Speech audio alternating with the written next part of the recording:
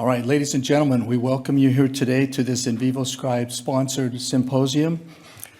It's my pleasure today to introduce you to Dr. Jack Tung, Adjunct Clinical Assistant Professor at Stanford University. We appreciate your time and effort in presenting for us today. He will be introducing to us high-throughput sequencing of T-cell receptor gene rearrangements. And he'll go ahead and introduce the full title of his presentation today. So, Jack, we'll introduce you and have you come at this time. Thank you. All right. Thanks so much for the introduction, and thank you all for coming. And thanks to the AMP Program Committee for organizing this event, and also to In Vivo Scribe for this invitation to talk about our work at Stanford on T-cell receptor sequencing for diagnostic and MRD applications. And so here are my disclosures. Although I am currently a full-time employee at Guardant Health, all the work that I'll be presenting today was done at Stanford and has no direct relationship to what I do at Guardant. I also do want to highlight that the lymphotrack assays that we use are designed for research use only, are not intended for diagnostic purposes. And so in the next hour, I will first start out with discussing the T-cell receptor gene rearrangements and give a little bit of background, and also move into the diagnostic and MRD applications. And then in the latter part of my talk, I'll discuss our assay development work and bringing some of these TCR MRD assays to our clinical molecular pathology laboratory at Stanford. And then hopefully we'll have some time for questions if there are any. And so I would first like to provide a framework for our discussion by providing a brief overview of T-cell development. And this brings you back to Immunology 101, but this figure essentially does a nice job of summarizing T-cell development. And as you can see, it's rather systematic and sequential. And so hematopoietic stem cells enter the thymus, which is where T-cell development occurs, and the T-cell receptor undergoes development first by starting with delta chain and gamma chain rearrangement. And if that's successful, the pre-T cell undergoes selection and ultimately becomes a gamma delta T lymphocyte. If gamma delta rearrangement is not successful, then the beta chain and alpha chain undergoes rearrangement. In addition to expression of other co-stimulatory molecules, CD4 and CD8. But if those if the beta chain and alpha chain rearrangements are productive and successful, then these cells will undergo selection and ultimately become alpha beta T lymphocytes. And so the T cell receptor is a heterodimer of either alpha or of either gamma delta chains, which is a minority of T cells in circulation, or alpha beta chains. And as you can see in the schematic in the bottom right, each TCR chain, just like the B cell receptor, consists of a variable region and a constant region. And it's the variable region that's the business end of the T cell receptor molecule, because it contains the antigen binding site. And our immune systems are able to recognize such a wide variety of antigens because the TCR repertoire, or diversity of TCR molecules, is determined by various gene rearrangements that occur during T cell development. And so this schematic here, it provides, shows the germline configuration of the TCR alpha, beta, gamma, and delta loci. And as you can see, these loci are composed of variable regions, diversity regions, and joining regions. And essentially, these VDJ genes undergo rearrangement to produce either productive or non-productive TCR chains. And as you can also notice, the TCR beta and TCR delta loci are the only ones that contain D segments. So, and so these loci undergo these D segments rearrange with J segments first before recombining with the V segments to produce a functional or productive TCR chain.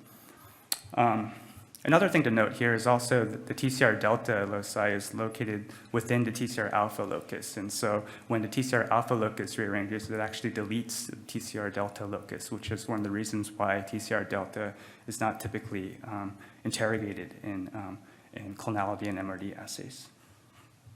But as you can see, there's a lot of various permutations of rearrangements that can occur, and it's been estimated that there are over 10 to the 15 to 10 to the 20 possible TCR gene rearrangements or clonotypes. And each of these clonotypes have a unique sequence and length associated with it, which make them very suitable biomarkers for the respective T cell clone that expresses it. And so since TCR gene rearrangements have a defined size, the conventional way of interrogating TCR gene rearrangements is by fragment size analysis. And so this is typically accomplished by a multiplex PCR reaction utilizing consensus primers, the gold standard being these Biomed2 primer sets described by the Euroclonality group. And this essentially amplifies all the possible TCR gene rearrangements. And if you resolve them, for instance, by capillary electrophoresis, you get a readout like this, where if you happen to sequence a polyclonal T cell population, you see this nice Gaussian distribution of fragment sizes with the expected fragment size. And if you were to sequence perhaps a clonal T cell population, you would see these predominant peaks corresponding to the predominant TCR gene arrangements that are seen in this clonal expansion.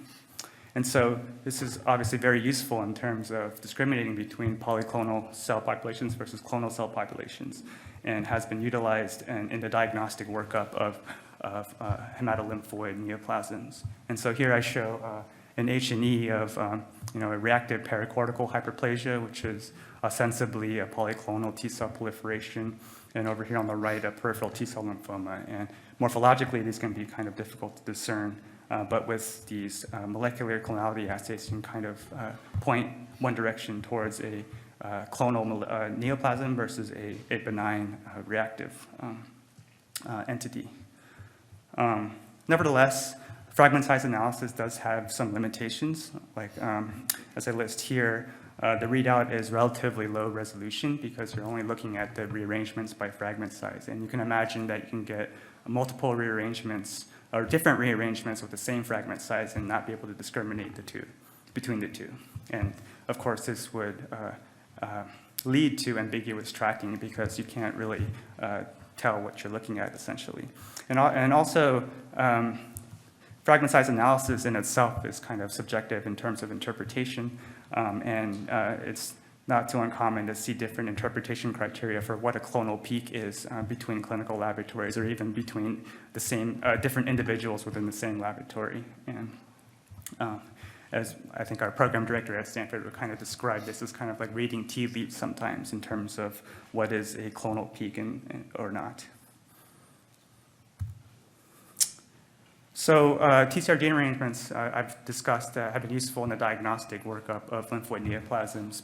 But before I kind of go into the MRD applications, I want to first define what I mean by MRD and kind of provide some rationale for its clinical utility.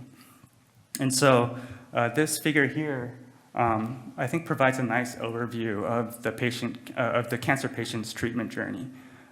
So typically at diagnosis, an initial risk assessment is performed, whether that's through pathologic staging or clinical staging or through ancillary testing such as cytogenetics.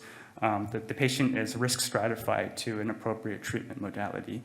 And the patient undergoes that treatment modality and with the hopes of achieving complete remission where the tumor burden is reduced. And then the typical follow-up is usually observation or continuation of some sort of same treatment until ultimate relapse, which is not too uncommon. And so what I mean by MRD is the remaining tumor cells in a patient that has achieved complete remission.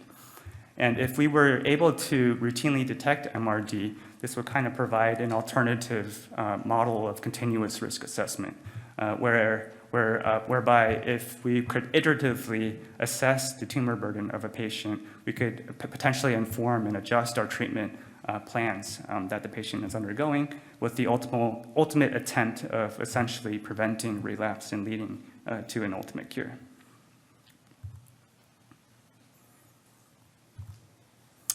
So what does MRD tell us? So as I've already alluded to, it can be really informative in terms of determining treatment for patients, both in terms of evaluating the efficacy of the treatment that a patient has already been on in the past and also informing future treatments. It's also been useful in terms of determining disease prognosis. And examples I list here are determining risk of relapse and overall survival. And so in this figure in the bottom left, this essentially shows the same kind of thing I showed before, but in kind of showing the tumor dynamics over the patient treatment journey. And so as you can see, different MRD levels can really have different trajectories in terms of relapse rate and also response to therapy. And so this relationship has been most clearly established for certain hematologic malignancies, and I list here on the right, like certain myeloid leukemias such as CML or APL, in which there's a pathognomonic fusion transcript that serves as a very good MRD marker, and also in some lymphoid, mostly B-cell neoplasms such as ALL, CLL, and multiple myeloma. And so looking at the actual real-world data, one disease in which there has been good prognostic value for MRD status is acute lymphoblastic leukemia. And as you can see in these figures here, essentially the higher the MRD is after treatment, the worse the disease-free survival is, and also the higher incidence of relapse and therapy-related deaths. And this prognostic value in ALL has translated to treatment guidelines. And so here, as you can see, whether or not these patients are Philadelphia chromosome positive or negative, if you're MRD positive, this typically pushes the patient to a more intense treatment regimen, and ultimately including hematopoietic stem cell transplant. So as we begin to kind of appreciate like the utility of MRD, how do we actually measure it? And so complete response is usually conventionally determined by imaging and morphology. As you can imagine, these techniques are not very sensitive, and you can kind of see this in this graph here, where a morphologic microscopic assessment can typically, depending on the pathologist, you can discriminate between 1 out of 100 cells. And for me, like I'm a clinical pathologist, so my sensitivity is probably a lot worse. But so it's just one of the reasons why I chose to subspecialize in molecular pathology. And some molecular techniques typically, or they do have a higher sensitivity and limit of detection. And so for molecular methods such as allele-specific PCR or NGS or digital droplet PCR, we're typically talking about LODs in the 10 to the -5 or -6 range, which is helpful in terms of detecting disease earlier. So assessment by TCR gene arrangements by NGS. So not only is a very sensitive method, but also confers a lot of unique advantages over the fragment size analysis that I kind of walked through in the beginning of my talk.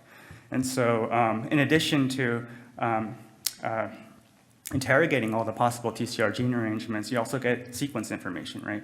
And so with this sequence information, you now get higher resolution because now you can discriminate between rearrangements of the same size because they have a unique clonal sequence associated with it.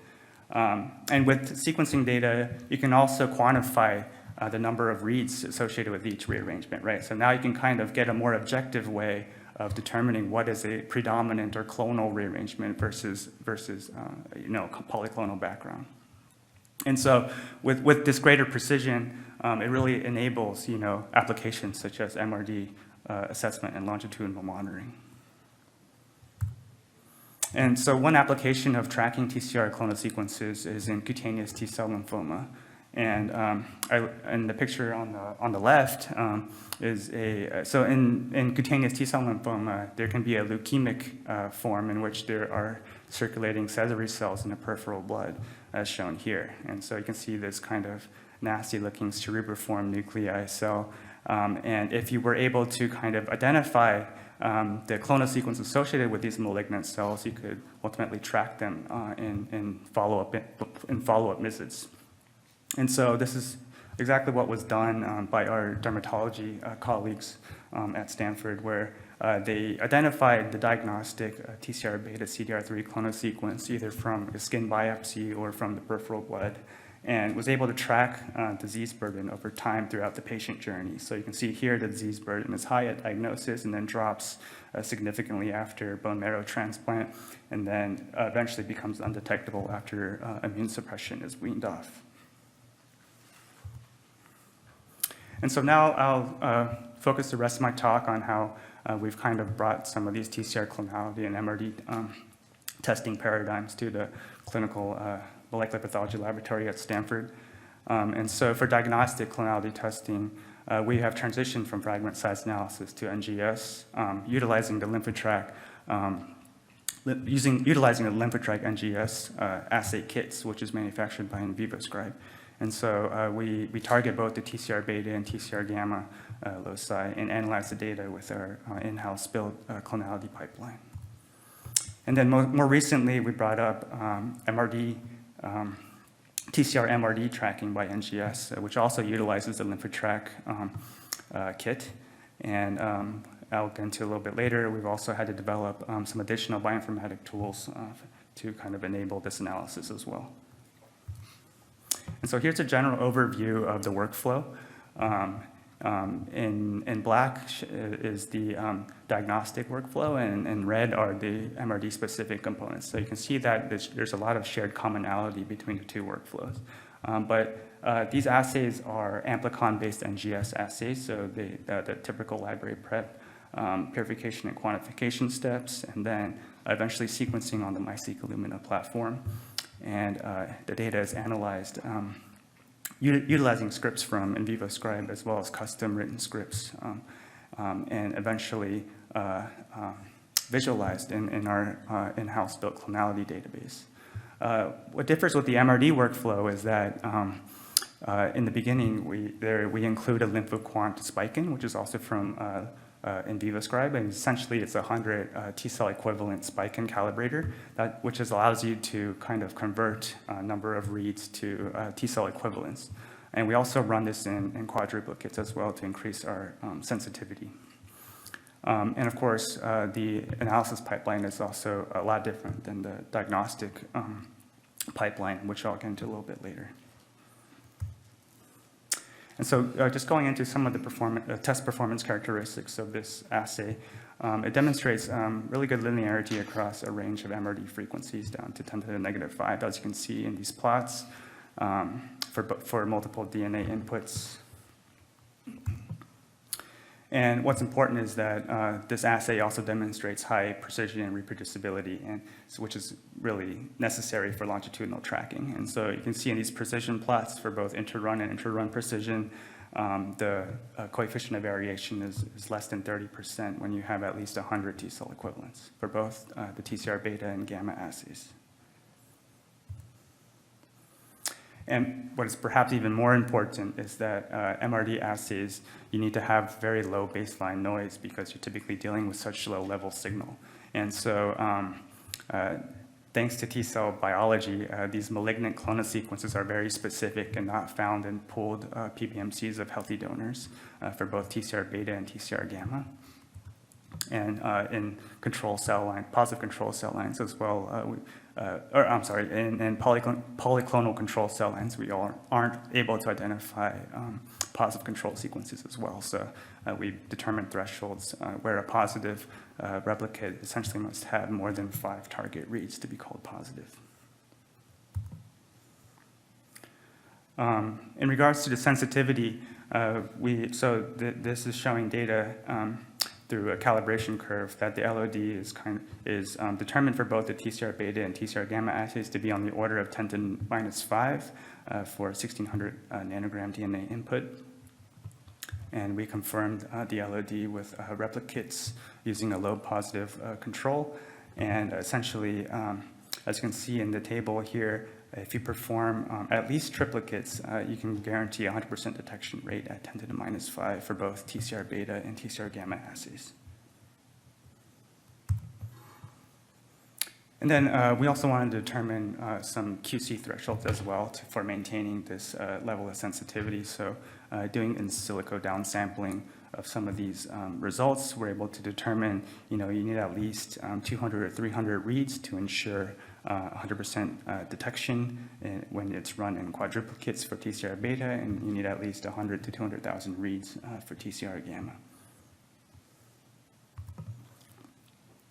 So moving on to accuracy, so we actually utilized the clonoSEQ assay as a comparator to the InVivoScribe MRD assay.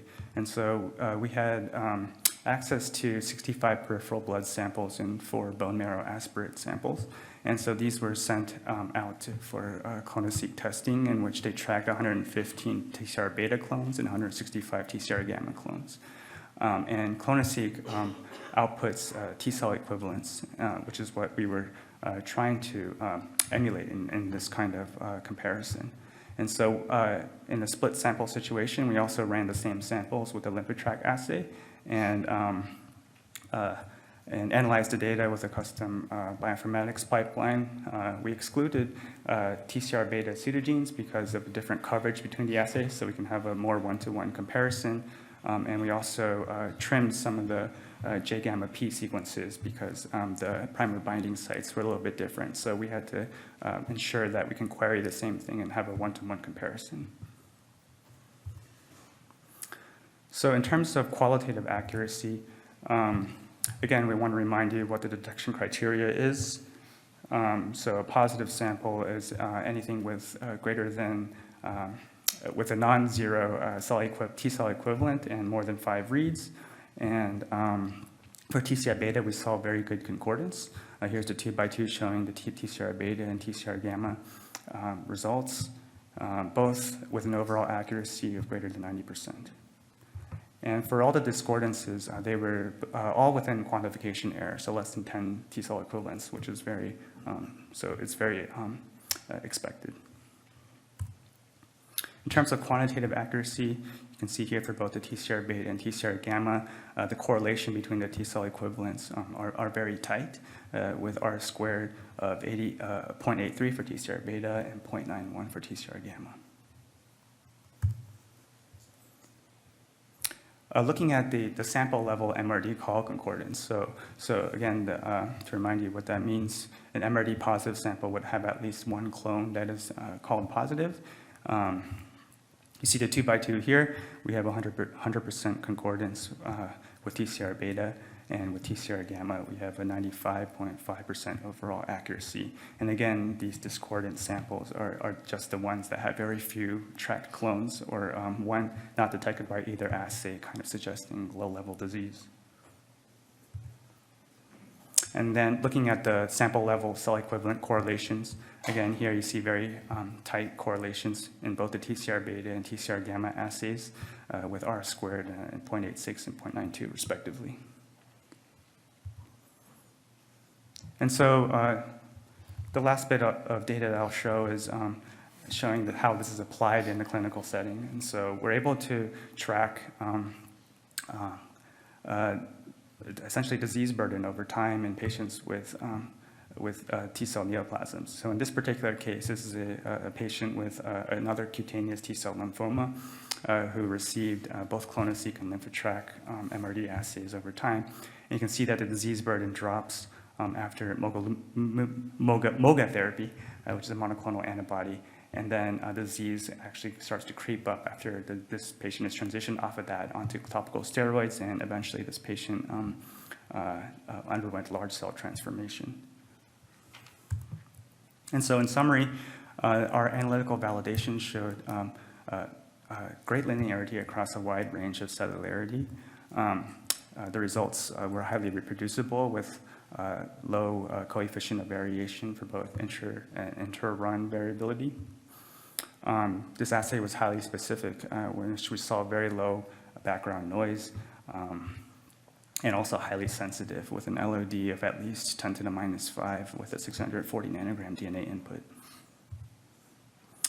And also, we saw high concordance with the clonoSEQ assay with greater than 93% overall accuracy, with some notable differences in the design of the two assays that one should take into account. And so now I'll kind of just touch a little bit on the bioinformatics development work that was required for this MRD assay. And so I show here is basically a schematic of how the informatics pipeline is designed. Of course, there are some core scripts that actually do the MRD analysis and generation of QC metrics. But then we also developed our own in-house clonality and MRD database to not only store the data, but also visualize and generate clinical reports.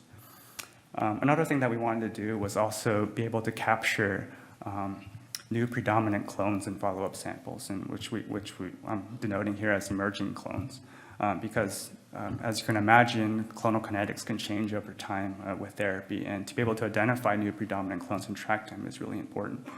And so we had to essentially enable this feature of performing MRD analysis, not only in the current follow-up sample, but also in all preceding historical samples as well. And so there was some additional complexity involved in kind of designing this workflow.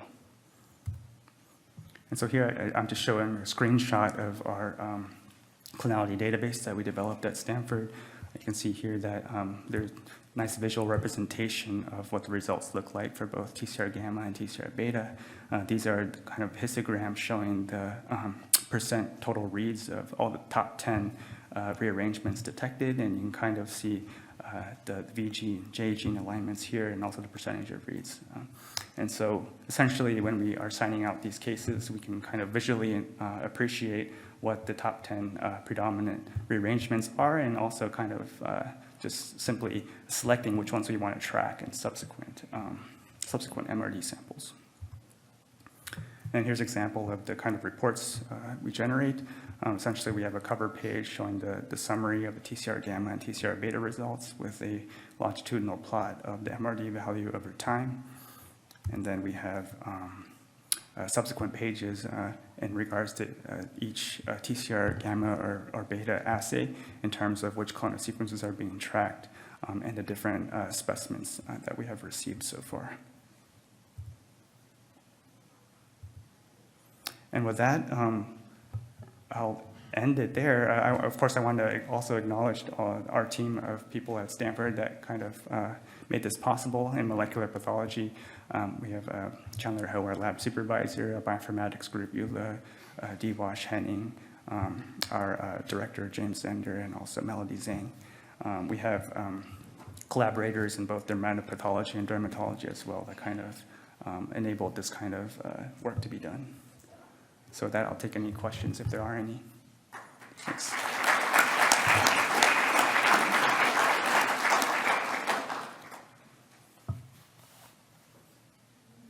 Yeah. Apologies if I missed this, but do you cut for like the number of T-cell equivalents to be able to make them all? Yeah, so essentially it's based off of the specificity experiments where we need at least 5 target reads in order to call something positive. We also have a limit of quantitation as well that we utilize on our reports. What's the amount, what's like the normal sample volume, say, from peripheral blood or bone marrow that is required to meet that? Oh, I see. So typically we receive just a 1 EDTA tube, and that is sufficient to, at least from what I've seen, to be sufficient in terms of meeting our QC criteria for our sensitivity claims. You're running like 700 nanograms then to get the 10 to the minus 5 sensitivity? So 3 tubes for 250 nanograms? Right, so we don't have a target DNA input that we shoot for. We just try to sequence as much as we can. But if we do not meet that 640 nanogram DNA input, we add a disclaimer saying that the sensitivity cannot be guaranteed. Because 750 nanograms would be what? 75,000 cell equivalents of nucleated DNA? So Yeah. it won't all be T cells, is my thought. Right, yeah, exactly, right, yep. Do you have to use that disclaimer often? Or is it you're able generally to get that sample? Yeah, I'm not sure. I'm not sure I know the answer to that. Yeah, but it's not too uncommon that we don't get 640 nanograms of DNA per replicate. Yeah. Yeah. So in Europe, we are following the UCOM protocol, the UK protocol. So they mainly use PCR, so 10 minus 5. So your AGS 10 minus 5 is equal to the PCR protocol, or there should be some difference? I didn't make myself clear, right? Yeah. So, okay, so in Europe, we're using real-time PCR protocol to define 10 minus 5. That would be a trampoline, that is the standard protocol for treatment. In your protocol with NGS, when you said that my system is 10 minus 5, is equal to real-time PCR, or you just define, the treatment protocol cannot follow yours? Not entirely sure if I understand the question, but I think you're asking between quantitative PCR versus NGS and their detection limits. Yeah, what's the relationship between them? Got it. Well, I mean, in principle, they're very similar, right? You're utilizing PCR to amplify certain amplicons to. Down those lines, can I ask one? Yeah. How long did it take you to get all of this implemented? From the time you guys decided you wanted to do this until today? Has Yeah. it been a year? It took longer than expected, let's just say that. So the actual analytical validation was complete very quickly, but we soon came to appreciate the bioinformatic challenges associated with it. So actually a lot of the development work was spent on developing our database and bioinformatics pipeline to kind of tailor it to what we wanted, to our needs essentially. Yeah, so from what I've seen, most of the samples we've been receiving are from cutaneous T-cell lymphoma patients. So we do have like a cutaneous T-cell lymphoma clinic at Stanford, so it makes a lot of sense why we see this and why there's a need for this assay. But as you know, TCR gene rearrangements are not lineage specific, right? You often see B-cell lymphomas with TCR gene rearrangements, and so you can ostensibly utilize this kind of assay for tracking B-cell lymphomas as well, or B-cell neoplasms as well. Yeah, we not uncommonly see like TLL samples being sent for this as well, yeah. Do you want to replicate? Yes. Yeah, so our current workflow includes quadruplicates. Yeah, so FFPE, we typically don't encourage FFPE for MRD assays, specifically since like the tumor heterogeneity, and it's hard to kind of interpret what a quantification is in a tissue sample, even though we are validated to accept FFPE. Thank you. All right, thank you all.